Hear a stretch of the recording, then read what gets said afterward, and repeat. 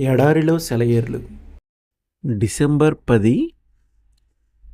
మేము శ్రమ పొందినను మీ ఆదరణ కొరకును రక్షణ కొరకును పొందుదుము.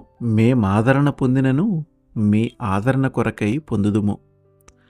ఈ ఆదరణ మేము కూడా పొందుచున్నట్టి ఆ శ్రమలను ఓపికతో సహించుటకు కార్యసాధకమై ఉన్నది. మీరు శ్రమలలో ఏలాగు పాలువారయ్యున్నారో అలాగే ఆదరణలోనూ పాలువారయ్యున్నారని ఎరుగుదుము. కనుక మిమ్మును గూర్చిన మా నిరీక్షణ స్థిరమై ఉన్నది. 2 కొరింథీ 1:6-7. నీకేదైనా వేదన బాధ కలిగినప్పుడు వెంటనే వెళ్ళి కష్టసుఖాలు చెప్పుకోవటానికి నీ పరిచయస్తుల్లో ప్రత్యేకమైన వ్యక్తులున్నారు కదా. వాళ్ళెప్పుడూ ఇంపైన మాటలు, సేదదీర్చే మాటలు పలుకుతుంటారు. నీ అవసరానికి తగిన ఆలోచన చెబుతుంటారు. అయితే గాయపడిన హృదయాలను కట్టడానికి, కారే కన్నీళ్లను తుడవటానికి సామర్థ్యం వాళ్ళకెలా వచ్చిందో నీకు తెలియదు.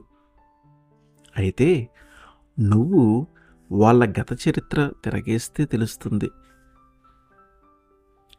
అందరికంటే వాళ్ళు ఎక్కువ శ్రమలను అనుభవించి ఉన్నారని. వాళ్ళ ఆనందాల పసిడి పాత్ర వాళ్ళ ఎదుటే బల్లున బద్దలైపోయిందొకనాడు. ఆటుపోటులను చవిచూశారు వాళ్ళు. వాడిపోతున్న తీగల్ని చూశారు.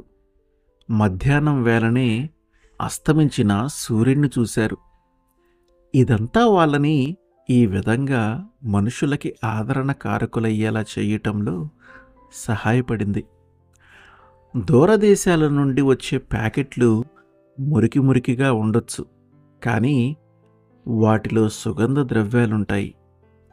అలానే శ్రమలు భరించరానివిగా ఉండొచ్చు, కానీ వాటి క్రమశిక్షణలో మన ఔన్నత్యం, ఉదాత్త గుణం పెరిగి ఇతరులకు సహాయపడే నిపుణతను పొందుతాము.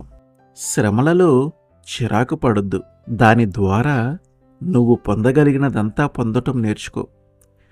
దేవుని చిత్త ప్రకారం నీ తరం వాళ్ళకి సేవ చేయగలిగేలా దాని సహాయం తీసుకో. ఓ సుప్రభాత శుభవేళ ఒక తీయని పాటను ఆలకించాను. మృదుమధుర ప్రార్థన గీత రవలిలో పులికించాను. ఆ పాట పాడిన స్వరం కోసం అన్వేషించి శరాఘాతానికి నేల కొరిగిన పక్షిని తొలగించాను. బాధలో రెక్కలు ముడిచిన ఆ జీవ ఆత్మని చూశాను. విలపించే లోకానికి చిరునవ్వునిచ్చే మధురిమను చూశాను. జీవన మాధుర్యం బాధలో, వేదనలోనే ఉందని తెలుసుకున్నాను. ఆ గాయపడిన ఆత్మ గుచ్చుకున్న బాణంతో పాడుతూ ఉంది.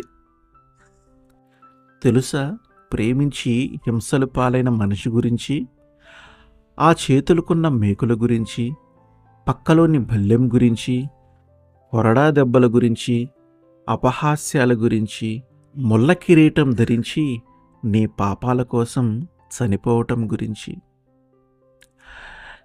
యజమాని కంటే అదుకుడవేం కాదు. నీ ఆత్మలో ముళ్ళున్నా ఆయన కృపచాలు. నీ జీవితం గాయపడినా ఆయన పిల్లల కోసం పాటుపడు.